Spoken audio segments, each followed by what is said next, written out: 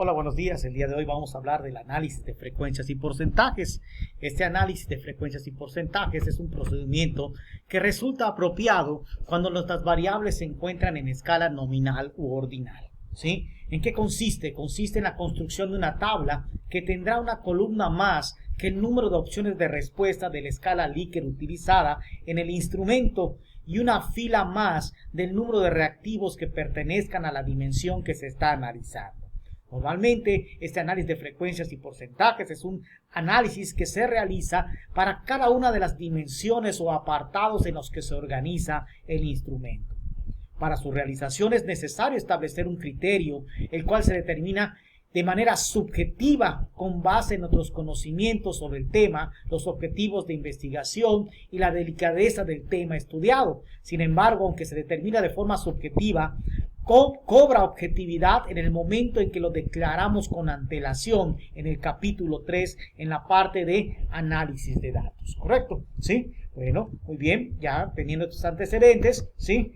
Podemos ver también que el análisis de frecuencias y porcentajes, ¿sí? Es un procedimiento que nos permite identificar las áreas de mejora o las áreas de oportunidad de un proceso o sistema, por lo que resulta apropiado para los estudios de diagnóstico, aquellos que tienen como objetivo el identificar áreas de mejora, áreas de oportunidad, ¿sí? Estos estudios que tienen este tipo de objetivos, este procedimiento que vamos a ver, ¿sí? El día de hoy en este video, pues resulta muy apropiado.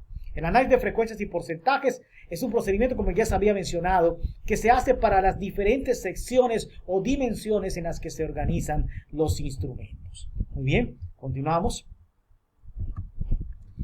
Esta es la sintaxis, es decir, los pasos que tenemos que dar para poder realizar el análisis de frecuencias y porcentajes, ¿sí? ¿Ok? ¿Cómo debemos de empezar este procedimiento? Bueno, lo primero es convertir los ítems, ¿sí? A escala ordinal, es decir, todos los ítems que pertenecen a la dimensión que vamos a analizar, ¿sí? Hay que convertirlos a escala ordinal para que el programa funcione de mejor manera.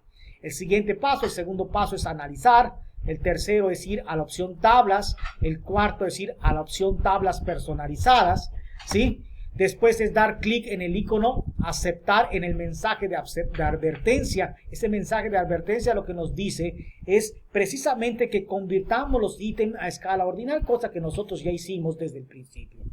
En el paso número 6 se selecciona uno a uno los ítems de la lista, ¿sí? Que pertenecen a la dimensión que queremos analizar y los arrastramos, ¿sí? Hacia la caja, liberándolos cerca de la columna que está etiquetada con el nombre filas, ¿sí? Posteriormente, con clic derecho, seleccionamos la opción seleccionar todas las variables de fila, ¿sí? Y en el paso número 8 nos piden cambiar, donde dice posición, cambiar, habitualmente dice columnas, pasarlo a que diga filas, ¿correcto? Ese es el paso número 8.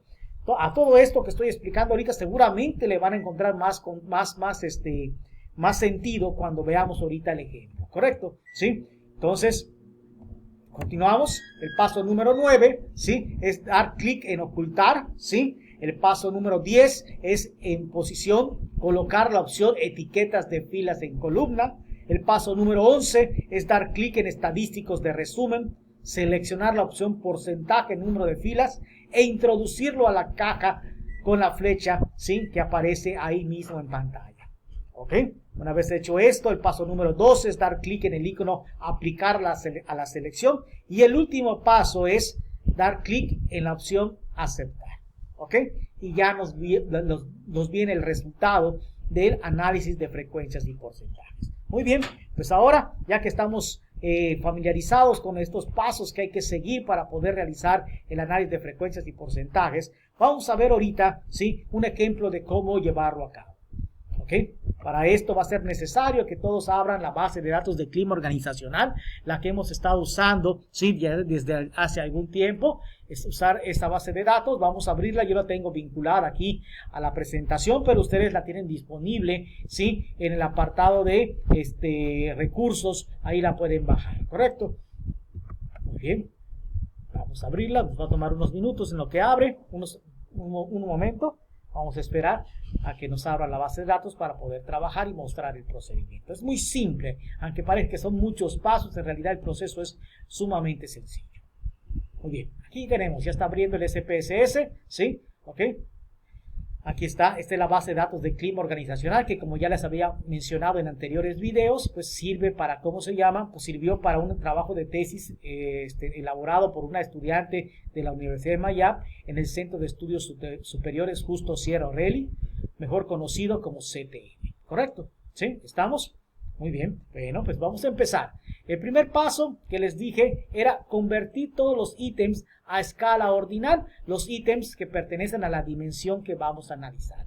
Para mostrar este ejemplo vamos a trabajar con la dimensión apoyo. ¿Se acuerdan? La dimensión apoyo estaba conformada por los ítems 5, 6, 22, 23, 24, 28 y 29. Esa era la dimensión apoyo, ¿sí? Conformada por los ítems 5, 6, 22, 23, 24, 28 y 29. ¿Ok? Bueno, pues vamos entonces a donde dice vista de variables. De aquí en vista de variables vamos a convertir a escala ordinal, ¿sí? Los ítems 5, ya lo tengo yo convertido a ordinal. Si no estuviese en ordinal, normalmente estuviese así. ¿Ok? Le doy aquí en la flechita y lo convierto a ordinal. Y así convierto el 5, el 6, ¿sí? El 22 también debe estar en escala ordinal, ¿sí?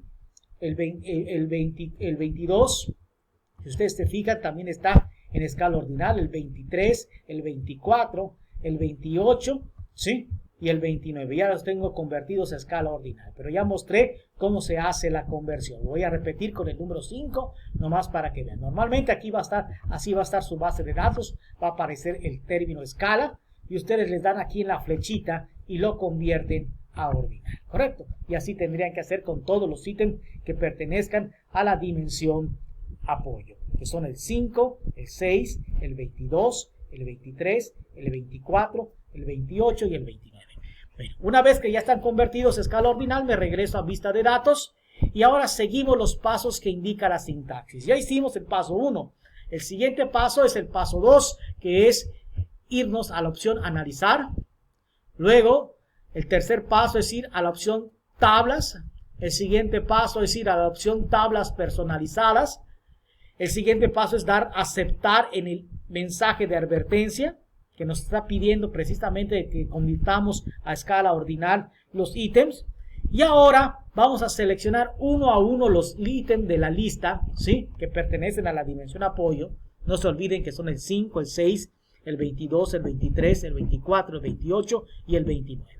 Entonces selecciono el número 5 y lo arrastro y lo libero cerca de esta columna que se llama filas, ¿correcto? Y lo suelto. Luego agarro al siguiente, que es el número 6, lo arrastro y lo suelto, pero no lo suelto hasta que quede aquí abajo en color rojo para que se coloque en esa posición. Si lo suelto antes, se va a colocar en una posición que no es la adecuada para la presentación de la tabla. Así como ya hice el 5 del 6, también lo hago lo mismo con el 22. Lo arrastro y hasta que quede aquí en rojo en la parte de abajo.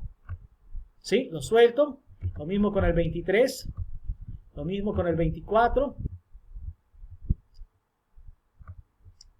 Ahora voy con el 28.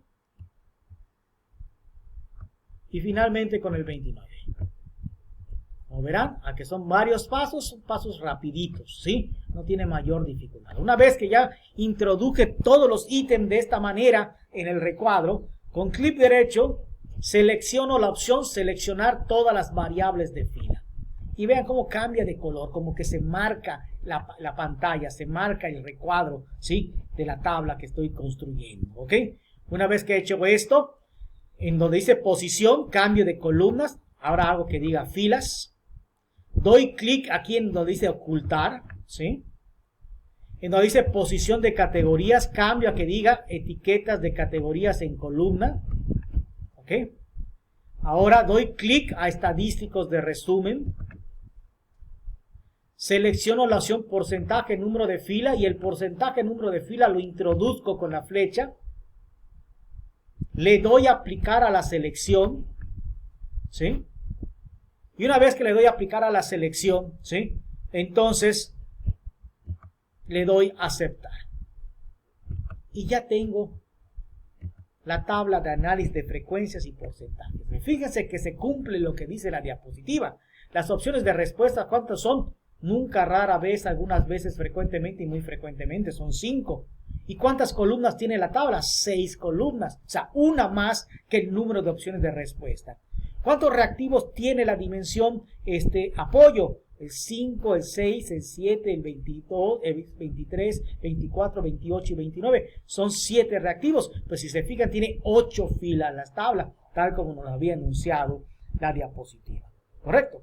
Bueno, pues una vez que hemos hecho esto, vamos a dejarlo aquí por un momento y vamos a ver, a continuar con la presentación. ¿Sí? Ustedes se fijan, la presentación dice ahora lo siguiente. Ya sabemos hacer la tabla, ya generamos el análisis de frecuencias y porcentajes. Ahora vamos a pasar a ver la presentación. ¿Correcto? ¿Sí? Esa presentación.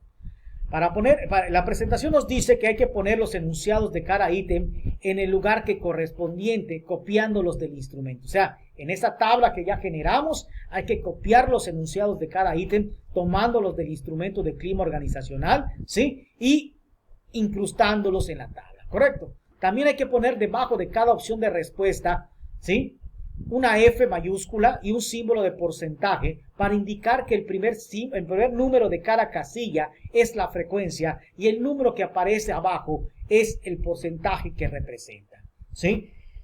Otra cosa que nos dice la diapositiva es que hay que poner antes de la tabla una introducción que presente al lector la información que va a encontrar en la tabla. Siempre que se va a hacer un reporte de investigación y se va a colocar una tabla, antes de presentar la tabla, sí, hay que poner una introducción que describa al lector el tipo de información que va a encontrar en la tabla.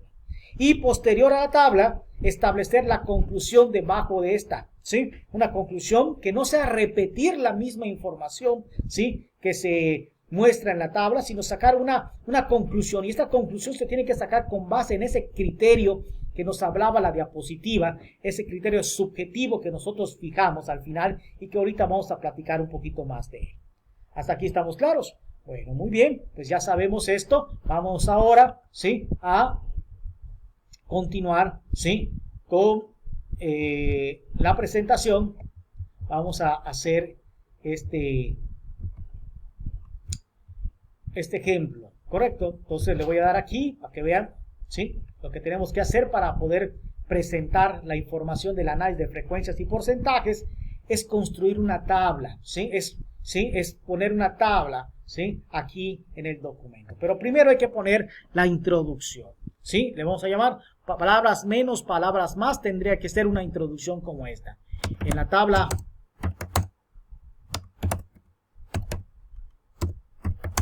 1 se presenta la distribución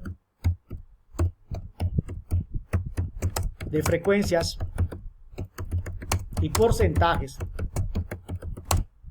de las respuestas dadas por los participantes al ser cuestionados sobre diferentes aspectos relacionados con la dimensión apoyo.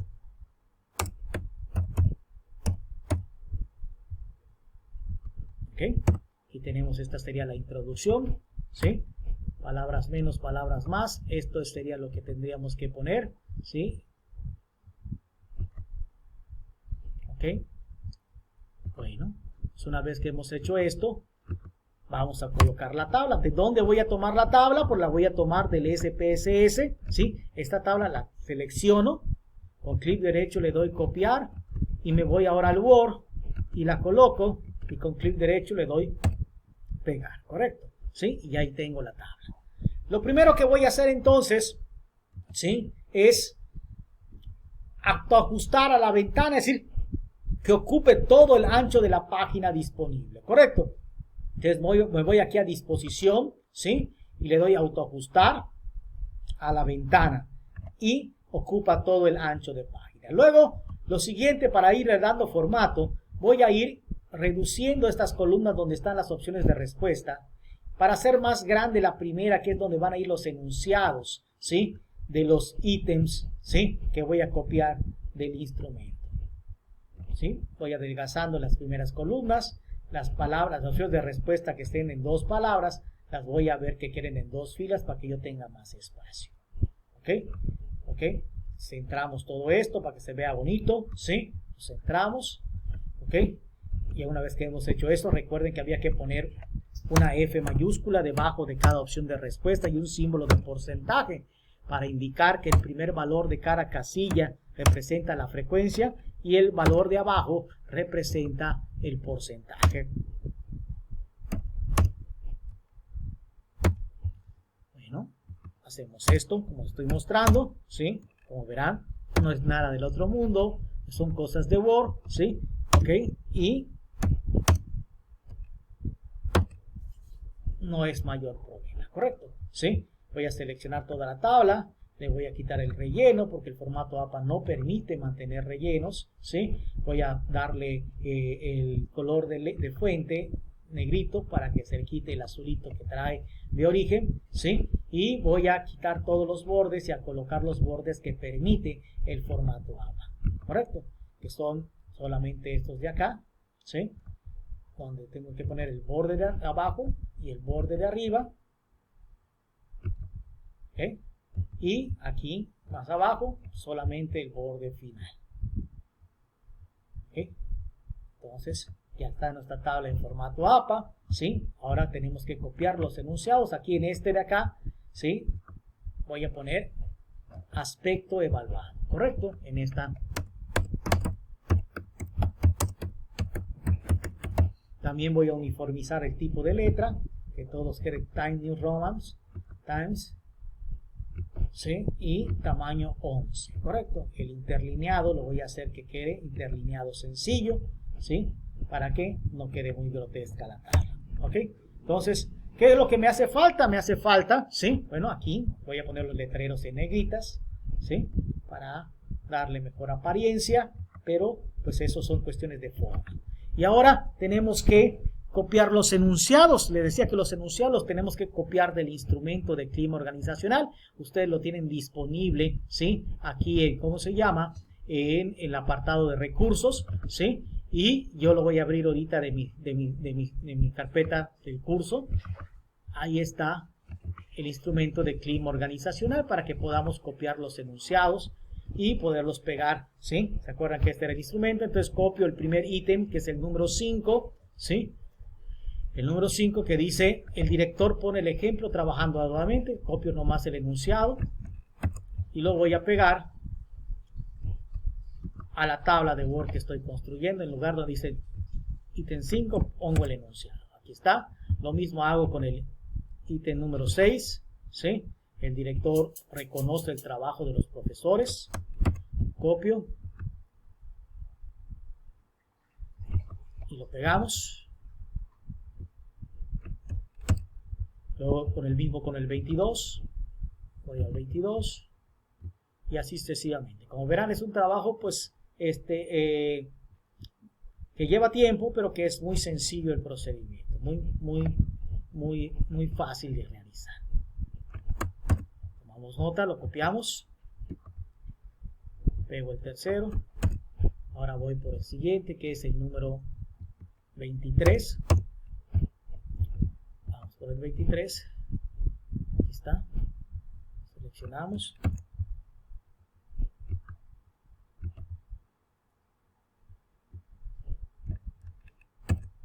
Voy por el 24.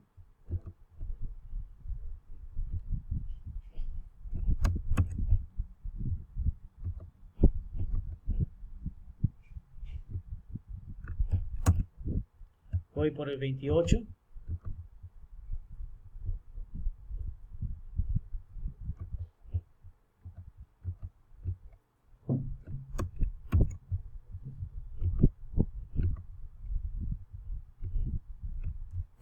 Y voy por el 29, que es el último.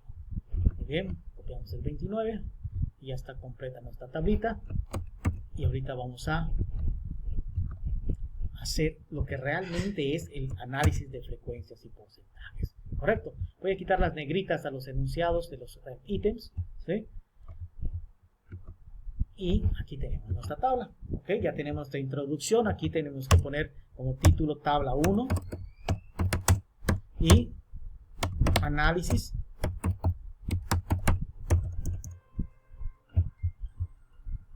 Muy bien, pues ya tenemos nuestra tabla completita. Vamos a ahora realizar el análisis de frecuencias y porcentajes.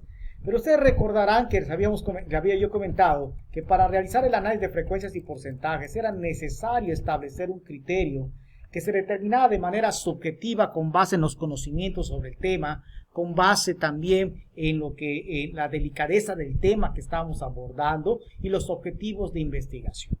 Les voy a poner una situación, ¿sí?, para que ustedes razonen sobre cómo establecer este criterio. Si ustedes fueran directores de una escuela y estuviesen tratando de evaluar la percepción que tienen sus profesores del apoyo que ustedes les brindan, a partir de qué porcentaje de respuestas negativas considerarían o se preocuparían para tomar alguna acción, ¿sí?, para mejorar el apoyo que ustedes brindan a los profesores. Repito la situación. Imagínense que ustedes son profesores de una escuela primaria o secundaria o una preparatoria y están evaluando la percepción que tienen sus profesores del apoyo que ustedes les brindan, ¿sí? ¿Ok? Entonces, ¿a partir de qué porcentaje de respuestas negativas que salieran en el estudio, ustedes empezarían a preocuparse? Pues seguramente algunos de ustedes podrán dar como respuesta, no, pues si se preocupa el 50%, entonces yo ya voy a hacer algo. Algunos otros dirán, no, hasta que el 60% no se queje de mí, no voy a hacer algo, ¿sí? Y algunos más conservadores, ¿sí?, más preocupados, podrían decir, no, pues el 30%. Si el 30% de mis profesores se queja de mí, entonces voy a hacer algo, ¿sí? Como verán, el porcentaje que yo fije, pues es subjetivo. El 30, el 50, el 60, ¿correcto? ¿Sí? Es subjetivo y uno puede funcionar mejor que otros, obviamente, ¿sí? Pero, pues, todos son perfectamente válidos y aunque son subjetivos, cobran objetividad en el momento que lo declaramos con antelación al hacer el análisis. O sea, antes de hacer el análisis hay que establecer el criterio, ¿correcto? Entonces vamos a fijar nosotros solamente para ilustrar este ejemplo, ¿sí?, el criterio del 30%. Si el 30% de los profesores da respuesta en la parte negativa de la escala, entonces ese aspecto evaluado representa un área de mejora o una debilidad, ¿correcto? Pero ¿qué es eso de la parte negativa de la escala? Bueno, pues ahorita estamos hablando de la dimensión apoyo, ¿sí? Si yo pregunto, el director pone el ejemplo trabajando arduamente y me contesta nunca, pues eso es malo, ¿verdad? Si contestan que solo rara vez lo hace, pues también es malo. O si solo lo hace algunas veces, pues también es malo porque pues cuando está de buenas lo hace y cuando está de malas no. Entonces, estas tres opciones de respuesta como que representan la parte negativa de la escala. Es decir, si los porcentajes de respuesta de estas tres casillas suman 30 o más de 30, entonces ese aspecto evaluado va a ser área de mejora, ¿correcto? Entonces, ¿cuál fue la parte negativa de la escala? El nunca, el rara vez y el algunas veces. Ahora, si yo pregunto, el director pone el ejemplo trabajando arduamente y la respuesta es frecuentemente o muy frecuentemente, pues eso es bueno, ¿verdad? ¿Sí? Entonces lo malo sería que dieran respuesta en nunca, rara vez o algunas veces. Por eso estamos determinando que nunca, rara vez y algunas veces, ¿sí?, son la parte negativa de la escala. Entonces, ya establecimos nuestro criterio, ¿sí? Un aspecto evaluado va a ser área de mejora si al menos el 30% de los encuestados da respuesta en la parte negativa de la escala. Entonces, chequemos entonces. El director pone el ejemplo trabajando arduamente, voy a sumar los porcentajes y si se fijan, pues estos porcentajes no suman 30, por lo tanto no es un área de mejora. No es un área de mejora. Muy bien. Ahora, el director reconoce el trabajo de los profesores. Si sumamos los porcentajes, vemos que se pasa de 30. Por lo tanto, esto sí es un área de mejora. El director va más allá de lo necesario para ayudar a los maestros. Esto, si se fijan, suma más de 30, por lo tanto es un área de mejora. El director explica sus razones cuando critica a sus profesores. Si se fijan, esto suma más de 30, por lo tanto también es un área de mejora. El director está disponible después de su horario de trabajo para cuando se le requiere su presencia. Si Se fijan, sumo y suma más de 30, por lo tanto es un área de mejora. El director utiliza críticas constructivas. Si sumamos, también suma más de 30, por lo que también es área de mejora. ¿Sí? El director se interesa por el bienestar personal de los profesores. ¿Sí? Pues si se fijan, esto también suma más de 30, por lo tanto también es área de mejora. ¿Correcto? ¿Sí? Entonces, ¿sí? Ya encontramos, ¿sí?, que todos estos son áreas de mejora. ¿Correcto? ¿Sí? Entonces, ¿cómo le vamos a hacer, ¿sí?, para escribir la conclusión? Escribir la conclusión, pues va a ser de la siguiente manera. ¿Correcto? ¿Sí? Cada quien tiene su estilo de redactar la conclusión en un análisis de frecuencias y porcentajes, pero yo les voy a comentar la manera en que yo acostumbro a hacerlo. Yo acostumbro redactar en términos de lo que haya menos. Si hay menos cosas malas, resalto las cosas malas. Si hay menos cosas buenas, resalto las cosas buenas. Con la única intención de escribir menos. ¿Sí? Entonces aquí, ¿qué hay más? ¿Hay más cosas malas o hay más cosas buenas? Pues si se fijan, hay más cosas malas que buenas. Entonces yo voy a redactar en lo que haya, en términos de lo que haya menos. Es decir, voy a redactar en términos de las cosas buenas. Y mi conclusión va a ser simplemente así. Con respecto a la aplicación del criterio que establecimos. ¿Sí? Entonces, del análisis de la tabla 1 se observa, pero del análisis de la tabla 1 y con base en lo establecido en la metodología. Con esto estoy haciendo referencia al criterio que nosotros establecimos del 30%. Se concluye que el único aspecto relacionado con el apoyo que el director brinda a sus profesores, que no constituye un área de mejora, es el hecho de que pone el ejemplo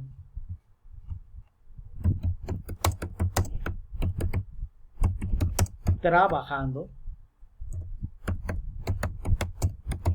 arduamente. ¿Correcto? Y esta sería la conclusión. ¿Sí?